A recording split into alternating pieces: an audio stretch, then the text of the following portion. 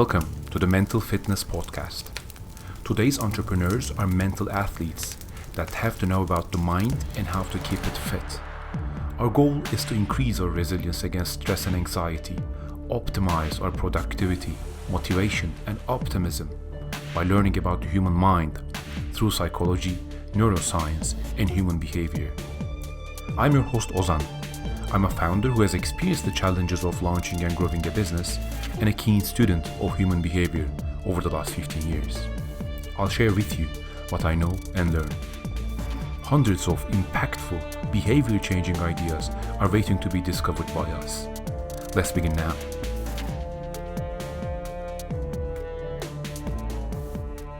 Hello and welcome to the Mental Fitness Podcast. I'm your host Ozan, and this episode is about risk and learning in our mental gym and in the struggle of the entrepreneur. So one of those authors is Nassim Taleb. He is a very divisive figure, very controversial statements most of the time, but I find myself being inspired by him and learning a lot from his books like Black Swan, Anti-Fragile, Fooled by Randomness. So I'm reading Fooled by Randomness now.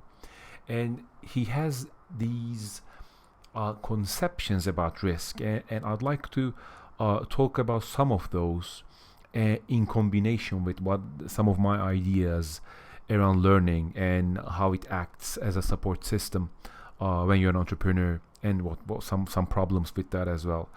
So the first idea we have to understand, we have to be on the same page, is we have to take risks. I think risk is like salt. So without any salt, and you can see this with the goats in the Mediterranean regions that are climbing up and licking the rock faces for salt residue because they need the salt to survive. It's like that for us as humans as well. So we need that salt to survive. So risk is like that. We need that, but too much salt will cause hypertension and will kill you in the long run. So too much risk is like that as well. So we need moderate amount of salt, and we need moderate amount of risk in our lives. While taking risks, one idea to watch for is we need to take risks, but take risks that will not risk us getting locked out of the game forever. So the idea is, if we're playing poker, to remain at the table, take risks but remain at the table. So don't go broke, don't go bankrupt is the idea. Don't risk everything you have. Take moderate risks. And this brings us to the idea of entrepreneurship and working as a white collar or in a larger organization. So both of these are risky in their own unique ways, but they have different risk profiles. So when you work at a corporate job, you have risks that accumulate, and the idea with that is, so let's say you're doing a mid-level managerial job and you've been doing the same job for the last 10 years. Now there's a good risk that in year 11 that job will be outsourced. It will be sent over to overseas or be done by a new software as a service or a new product that will solve that same problem, and you will be out of that job. And not only you'll be out of that job, but you'll be out of the market, because once a system has been implemented, other competitors will do that. So the demand, just like cashiers, just like ticket operators, etc., the demand for that job will go out of the market, and you'll be left with skills that have no translation, that have no relevance in the market. So this is the type of risk that accumulates silently, just like the cholesterol in your veins that are accumulating there, and one day will cause a heart attack. Until you have the heart attack, you might think that you're healthy, but you're not. On the other hand, if you're an entrepreneur, the story is quite different, right? If you're an entrepreneur, you have risks that are spread. So each quarter so let's say you have three big clients and three small clients that you're working with as a freelancer in the first quarter. If in the second quarter things don't go very well and the market is facing a bearish downturn, you'll immediately feel that risk. You'll immediately take the hit in your revenue. So in entrepreneurship, when you're not able to find a job, when your product does not have a fit in the market and the company is not generating any revenue or you're not getting any funding, you're feeling that immediately. So the risks are spread over time, which makes it less risky because you're able to respond to that and adapt to that. So that's the core idea there that I would like to emphasize. The other key idea is that experimentation is good, but knowing what to do is great.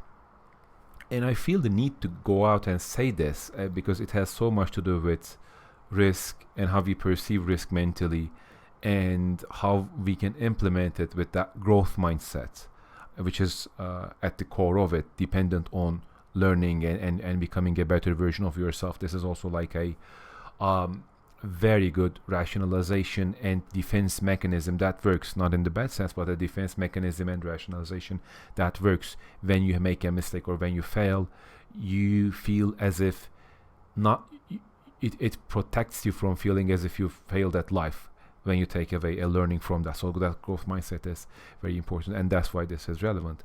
And going back to the original statement, experimentation is good, but knowing what to do is great. So the key idea is that in the world of startups and entrepreneurship, you'll see a lot of emphasis on the fact that startups experiment, entrepreneurs experiment, they try to find out the right way. But more often than not, and I'm talking about the case in 2020, maybe it was different in 2015, and I think it was different, but in 2020, if you have a competitor, if you see a product, a solution, an entrepreneur, a freelancer, whatever, that works in a current market, and if you can copy that, that is something that you should definitely go ahead and do. And you can copy that and make even a better version of that and use more technology and give it your own mix and improve on that. So in this case, you actually know for a fact that it is going to work out.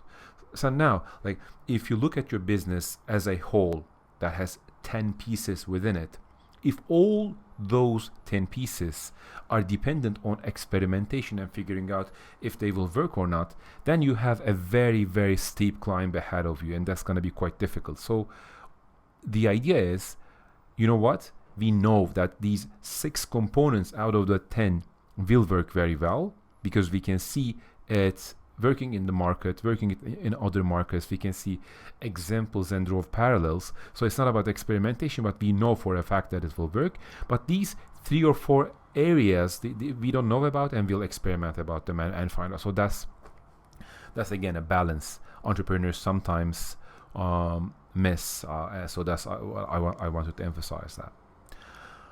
A key component of that is learning is great, but sometimes it's a consolation prize, and it is okay. So if you do not know how to balance that risk out and how to balance the I know for a fact, I know for sure that this component is going to work out versus I'll experiment in these areas. So if you cannot get that balance right, and if you don't know about this, and if you find yourself having already made a mistake or having already failed, and you're looking at your past, then by all means, 100% focus on the learning aspect, right? Focus on the learning aspect because it is your way to save and protect your mental well-being. It's perfectly fine. It is something you should do. But if you're just starting out, do not start out with the idea that, you know what, I'm just going to experiment and like what the worst that can happen is I'm going to learn. This is okay as well, but this is not the best way to approach that. So know that learning is a good consolation and you need to focus on that. If you've already failed at something, if you've already made a mistake, which are okay. But if you're just starting out, try to minimize that, right? Because yes, mistakes teach, but also successes teach as well. Once you're successful in a certain thing, what has otherwise been something of a mystery reveals itself to you, so you understand the mechanics, and as you become successful in a certain field, you actually gain a certain elevation. Imagine you have 10 versus 100 Instagram followers, and then you have 20,000 and 100,000 Instagram followers. When you have 100,000 Instagram followers, your understanding of how those algorithms work, how people interact with that, which type of content works, how to actually grow that account to 100K, you will have a bigger understanding of that. So of course you can learn from failure, but you also learn from success. So focus on that. Learning is great, but sometimes it's a consolation. So beware of that. And this actually brings back a memory I have. That's something that stuck with me. It was, I think, something that Jeff Bezos said. And like with Amazon, I know there are a lot of criticisms, and rightly so. But we don't have to throw the baby out with the bathwater. If a leader says something that works from their elevation point, I think we have to pay attention to that. And this is something Jeff Bezos said. There are good mistakes. So mistakes are good, okay, of course, in general, but also there are good mistakes versus there are bad mistakes, right? For example, a good mistake is if you're launching a new product, let's say in Amazon's case, they're launching Alexa and the voice controlled app, etc. And of course, there are going to be mistakes in the design and the implementation. No matter how much UX research that goes into that, there are going to be areas of improvement. So there will be mistakes because it's a very new area, and they'll look at that, they'll reflect upon that, and they'll fix those mistakes, and they'll make it better. On the other hand, again, sticking with the Amazon example, if you have launched a delivery center for 123 times in different states or countries, and now you're responsible with launching the 124th one, and you have a very, very clear, succinct blueprint and checklist of what you need to do to make it a successful launch. And if you make a mistake within that launch, then it's a bad mistake because there is no learning potential there, because there's a clear guideline and a checklist there. So this is the type of mistakes you need to be more careful about avoiding. So look at what you're building, look at what you're doing, look at how you dedicate your time, and ask yourselves, what are some potential areas of good mistakes for you, and what are some potential areas of bad mistakes for you, right? And to actually finalize this podcast, I'd like to focus on one final idea that is very, very relevant, and it is the fact that when you're stronger, you can take bigger risks. Because when you're stronger, when you have more room for risks, when you have more chips on the table, then you can actually power play. Then you can actually take bigger risks, and bigger risks will yield bigger returns. And this is not just about a linear increase in how much strong you are, how much risks you can take versus how much reward you'll get. It is actually quite a radical shift in terms of your position in the market. So imagine there are 10 people, 8 out of these 10 people can take very, very little risk because they are paycheck to paycheck. Two of those 10 people can take risks, but one of those two can take moderate risks. So maybe she can risk 1 year of not working to build a product or a startup. And the last one, the 10th person, is at such a powerful position that she can risk 5 years of not getting paid and still having a good amount of wealth financially and otherwise. So that person, the 10th person, is in such a little niche that she has so little number of competitors that she actually has incredible advantage in seeing some new opportunities and seizing those opportunities. So that's the idea. So the stronger you are, the bigger you can take, and there's bigger return on the risks that you take. And the weaker you are, you become more risk averse, because only a single mishap or missing a single paycheck or a single health problem can be the difference between you thriving and living a good life, and you going bankrupt and getting on the street, out on the street. So the weaker you are, you become more risk averse. So the conclusion from this is, train your mind to focus on the right amount of risks, moderate risks. Remember that risk is like salt. Too little, you will die. Your body needs it. And if you have too much, you might have hypertension and die in the long term. So remember, as with salt, with risk, best is in moderation. Hope you enjoyed this chat. Take care, and I'll talk to you in the next one.